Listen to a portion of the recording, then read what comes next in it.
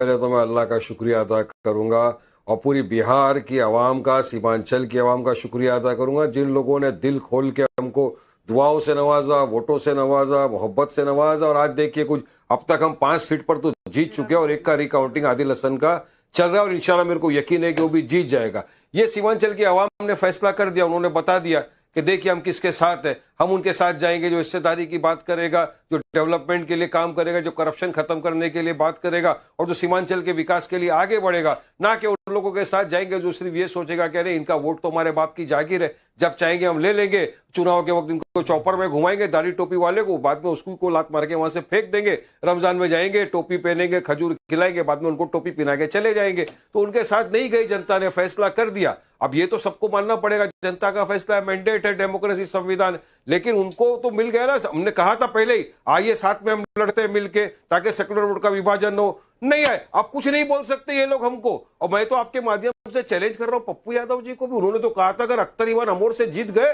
तो मैं इस्तीफा दे दूंगा, सियासत छोड़ दूंगा। आज कहां चले गए, जरा ढूंढ के लाओ उनको, आपका टीम कहीं है कहीं बैठी है तो उनको सवाल करो ना। पप्पू यादव जीत गए अख्तर इवान 40,000 वोट से और आपका उम्मीदवार दूसरे पे नहीं तीसरी पोजीशन पे चला गया है, कब इस्तीफा दे रहे हो मेरे भाई, जरा बताओ। वो जो शायर आए थे मुशायरे पढ़ने के लिए, मैं तो उनको भी बोलूंगा आप तो मुशायरे में बड़ी बड़ी गालियां दे रहे थे, दे दी सीमांचल की आवाम ने आपको जवाब। इमरान प्रतापगढ़ी की बात कर रहे हैं आप। नाविका जी साफ क्लियर बात है कि आवाम उसके साथ जाएगी जो उसके हक इंसाफ, बिल्कुल उन्हीं की बात करो। नाम लेके आप क्यों मकबूलियत दे रहे हो उसको, वो तो भर भर के हमको गालियां पकड़ते ना साहब। आप क्या हो, देखो गालियां आप कुछ भी दो, ओवैसी साहब का नाम लेके अपनी सियासत चमका रहे ये लोग। ओवैसी साहब का नाम लेके तो आप टीवी पे भी दिखाएंगे, जब तक उनको पहचानता कौन है। आप सीमांचल की देखो, इसलिए हमेशा से मैं बोलता हूं जनता जनार्दन है, जनता ने मैंडेट दिया, जनता ने हमको जिताया। और दूसरी जगह पे जहां हम हारे भी है वहां भी मार्जिन अच्छी मिली है, कुछ 8,000 वोट से हारे, 80,000 वोट लेके एक जन हार गया हमारा, 70,000 वोट लेके वो हारा हुआ है। तो मतलब जनता ने पूरी मेहनत के साथ लगा दिया और उन्होंने एक्सेप्ट कर लिया मजलिस इत्तेहादुल मुस्लिमीन सीमांचल के अंदर एक बदलाव ला सकती है, एक ऑप्शन की तरह उन्होंने लेके आ गए और मान लिया सीमांचल के अवाम ने असद ओवैसी साहब को अपना नेता, अपना लीडर, और जवाब दे दिया। वारिस पठान भाई आज खुश तो बहुत होगे तुम, खुश तो बहुत होगे तुम, खुशी छलक रही है। और इधर अश्विनी कुमार मिश्रा, वहां फौजें निकल पड़ी हैं, समाजवादी पार्टी की, तृणमूल कांग्रेस की फौजें निकल पड़ी हैं। अब डंडा लेकर लोग मारने वाले हैं आपको, क्योंकि आप हक समझते थे। एम बाई फॉर्मूला हमारा, एम बाई एम भी नहीं रहा, ओवैसी जी के पास चला गया, वाई एनडीए के पास चला गया। आपके हाथ में क्या है, मछली? नाविका जी मछली नहीं मिली थी, ये मछली भी नहीं मिली, नहीं पकड़ी थी। ये फूड डालने का काम भारतीय जनता पार्टी का है, कम से कम आप तो मत करिए। इंडिया गठबंधन अखंड था, अखंड है और अखंड रहेगा। रही बात चुनाव की, मैथिली शरण गुप्त जी की एक लाइन है, नर हो न निराश करो मन को। और मुझे लगता है इस चुनाव में नीतीश फैक्टर नहीं था, सबसे ज्यादा इफेक्टिव था ज्ञानेश फैक्टर। क्योंकि आप देखेंगे प्लीज, आप देखेंगे ना 95 चुनाव हारने के बाद, 95 चुनाव हारने के बाद शहजाद पूनावाला जी, आपने सुना अश्विनी कुमार मिश्रा जी क्या कह रहे हैं और उधर राजकुमार राजन जी क्या कह रहे हैं। आज एग्जिट पोल भी याद आ रहे हैं, आज शेरो शायरी भी याद आ रही है। शहजाद पूनावाला जवाब दे दें इन्हें। आप लोग सबसे पहले तो नाविका जी, आपके माध्यम से बिहार की देवतुल्य जनता को मैं नतमस्तक होकर प्रणाम करता हूं। और जो शुरुआत में आपने कहा कि भारतीय जनता पार्टी ने सुनामी वगैरह लाया, ये भारतीय जनता पार्टी नरेंद्र मोदी, नीतीश कुमार की जीत नहीं है, ये जनता की जीत है, ये प्रो इनकम्बेंसी की जीत है, ये प्रो डेवलपमेंट की जीत है, ये प्रो सामाजिक न्याय की जीत है, ये प्रो गुड गवर्नेंस की जीत है, ये सुशासन की जीत है। और इस देश में एक बहुत बड़ा वर्ग है जो सुशासन, नैतिकता और महिला सशक्तिकरण इसको मानता है। और इसीलिए एक तरफ हमारा अलायंस बहुत क्लियर कट था, mission and vision for Bihar, और हमारे पास था एम्बिशन फॉर बिहार। दूसरी तरफ क्या था, confusion, politics of division, in fighting, अपना अपना एम्बिशन, फाइट फॉर पोजीशन। और अब देखें ना एक दूसरे के ऊपर किस प्रकार के आरोप प्रत्यारोप भी, वो दौर शुरू हो जाएगा 10-15 मिनट के बाद। दूसरी बात, इन्होंने बोला कि हमारे पास मुद्दे बहुत सारे थे। सिर्फ मुद्दे नहीं, पर्सनालिटी जो इस मुद्दे को उठाती है उसकी विश्वसनीयता भी जरूरी है। इसीलिए मुद्दों की आपके पास थी कंगाली दी मां को गाली, कभी बिहार को बोल दिया कि ये बीड़ी वाली, और फिर बोल दिया कि छठी मैया का पूरा मामला है जो ड्रामा वाली। तो ये किस प्रकार से गाली गलौज पर उतर आए। आखिरी बात मैं कहना चाहूंगा नाविका जी, देखिए MY का नया मतलब तो मिल गया है, मुस्लिम और यादव नहीं है, ये है महिला और युवा। पर कांग्रेस ने अपने आप को तब्दील किया MMC, it has become the Muslim लीगी माओवादी पार्टी। ये MMC बन चुकी है कांग्रेस पार्टी, और जब तक कांग्रेस पार्टी इस दिशा में जाएगी वो अपने साथियों को भी डुबा देगी। और हाँ राजकुमार जी, आपको तो साधुवाद पर वो 2 महिला प्रवक्ता नजर नहीं आ रही नाविका। आज नाविका RJD की 2 महिला प्रवक्ता जो बहुत गाली देती थी, शहजाद भाई बहुत गालियां दी, शहजाद भाई बहुत गालियां दी, शहजाद भाई क्या है ये? आप अभी मैं आपसे पूछ रहा हूँ, आप प्रो इनकम्बेंसी कर रहे हो, आप 10 स्कीम नहीं गिना पाओगे स्टेट गवर्नमेंट की पिछले 20 सालों की बड़ी स्कीम। आप भी अभी वही जल्द नल गिनाओगे, आप तो स्कीम्स की बात छोड़ दीजिए, आप स्कीम्स की बात छोड़ दीजिए, आपकी कोई स्कीम नहीं चली, आपके पास कोई स्कीम है भी नहीं, आपके पास कोई स्कीम है भी नहीं। आपकी स्कीम जो है वो मस्कट गई है, कभी कोलंबिया में कॉफी बनाती है, कभी तालाब में मछली ढूंढती है, आपकी स्कीम है नहीं। 95 चुनाव हार चुकी है आपकी स्कीम। लेकिन आज बार बार प्रधानमंत्री ने यही कहा कि मैं बंगाल आ रहा हूं। तौफीकुर रहमान, अब चढ़ाई बंगाल पर है, और ये जो फॉर्मूला आप ढूंढ कर बैठे हुए हैं ना कि सब लोग, और ये आज असदुद्दीन ओवैसी ने भी कहा है कि जो पार्टियां मानती है कि मुसलमान सिर्फ उनका हक है, वो उनके लिए बैठा हुआ है, और जो वो कहेंगे क्योंकि बीजेपी को वोट नहीं करना है तो उन्हीं को वोट मिलेगा, ये नहीं होने वाला। क्योंकि अगर आप माइनॉरिटी बहुल इलाकों में देखें, वहां पर भी एनडीए को भारी जीत मिली है। तौसीफुर रहमान, बंगाल के लिए कुछ चिंता आपको आज हो रही है? नमस्कार नविका जी, और सभी को नमस्कार। शहजाद भाई को बहुत बहुत congratulations, he is blushing almost, उनकी हंसी रुकी नहीं जा रही, और होना भी चाहिए। एक बहुत बड़ा दिन है और सभी को मुबारकबाद। बिहार की जनता का मैंडेट है और मैंडेट स्वीकार करना चाहिए।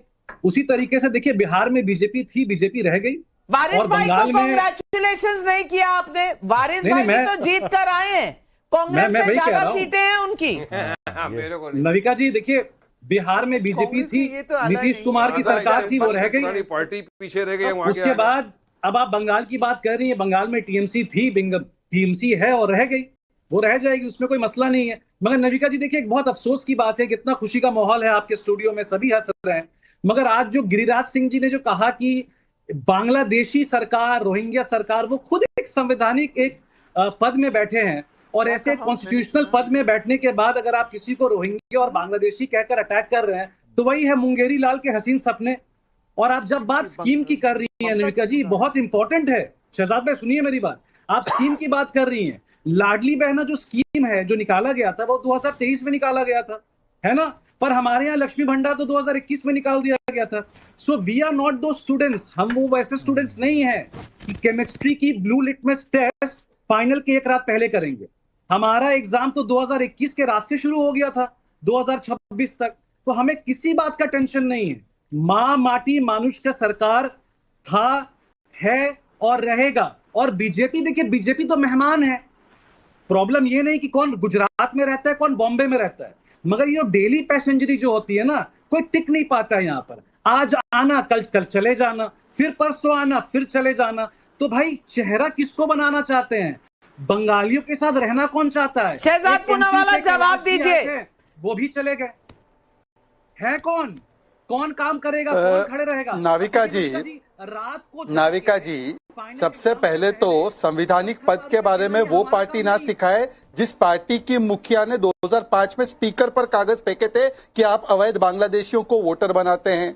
वो ना सिखाए जो आए दिन इलेक्शन कमीशन पर धमकी देने का काम करते कि हाथ पैर तोड़ देंगे, और सीआरपीएफ और जो हमारे जवान है उनको भी धमकी देते हैं। और कम से कम मैं तो उनसे पूछना चाहता हूँ, ये भारी की बात करने लगे, ये यूसुफ पठान कहाँ से आया भाई? नाविका बताना जरा, ये यूसुफ पठान को कहाँ से पकड़ के लाए ये सांसद बनाने के लिए? ये शत्रुघ्न सिन्हा कहाँ से आए?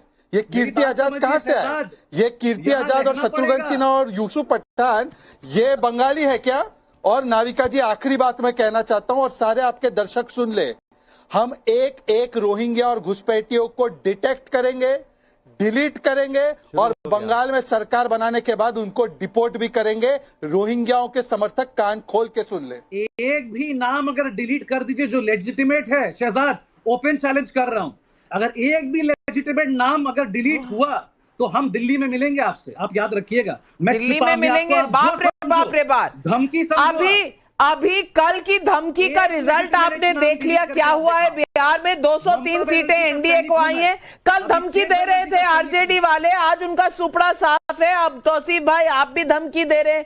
ये धमकी जब देते हैं तो धमाका अगले दिन होता है। अब ये धमकी की जो राजनीति है इसे छोड़िए।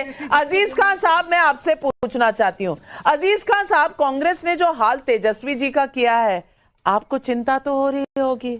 और कांग्रेस का जो ये हाल हुआ है बिहार में, वो किसने किया? ओवैसी जी ने किया। अब ओवैसी जी अगर अपनी स्लीव्स रोल करके लखनऊ आ गए, यूपी आ गए, तो फिर क्या होगा समाजवादी पार्टी का? आपके एमवाई फॉर्मूला का क्या हाल होने वाला है? इसका सोच विचार तो चालू हो गया होगा। देखिए नाविका जी, ये एमवाई फैक्टर नहीं, उत्तर प्रदेश में सीधा सीधा पीडीए फैक्टर है। और ये पीडीए फैक्टर पूरी तरह से हावी है। बिहार और उत्तर प्रदेश में दोनों में बहुत अंतर है। देखिए शहजाद भाई जीते हैं, नो डाउट, वो बड़े जुगाड़ू जीत सही, मुबारकबाद है। नहीं, जुगाड़ू कैसे? आपको बताऊं, जुगाड़ू कैसे? आप बिहार की जनता को इस तरह से इंसल्ट क्यों कर रहे हैं? मैं किसी का इंसल्ट नहीं कर रहा हूं, मैं कह रहा हूं मुबारकबाद दे रहा हूं, और मुबारकबाद दिल से दे रहा हूं। मेरी बात समझिए आप। अब वो कैसे जुगाड़ू है, मेरे ख्याल से शहजाद भाई बात को समझ रहे होंगे नाविका जी। मैं एक बात बता दूं कि देखिए उत्तर प्रदेश की जनता, बिहार की जनता में जो कुछ हुआ, बिहार में जो कुछ हुआ, निश्चित तौर पे किन परिस्थितियों में हुआ, क्यों हुआ, कैसे हुआ, वो एक चिंतन मंथन का विषय है। लेकिन उत्तर प्रदेश में वो चीजें नहीं चल पाएंगी, वो जुगाड़ नहीं चल पाएगा, क्योंकि उत्तर प्रदेश में यहाँ की जनता बहुत जागरूक, यहाँ हमारे पीडीए के लोग बहुत जागरूक हैं, पीडीए जागरूक है। इसलिए मैं एक बात बता दूं, अजीज खान साहब, यही एरोगेंस जो है आज कांग्रेस को ले डूबा है, तेजस्वी जी को ले डूबा है। 6 सीटें मांगी थी ओवैसी जी ने, नहीं लिया था, और आज वोट कट गया है सबा नकवी जी। अजीज खान साहब, आपको भी सोचना पड़ेगा, क्योंकि आजम खान का जो अफसाना है, आप जानते हैं कि काफी अल्पसंख्यक समाजवादी पार्टी से नाखुश हैं, कह के कि वो सब डिस्टेंसिंग हो रही है। मैं नहीं मानती हूं कि ओवरनाइट एक स्टेट से जाके ओवैसी साहब दूसरी स्टेट पे वही काम कर सकते हैं, लेकिन मुद्दे हैं, आज के दौर में मुद्दे हैं।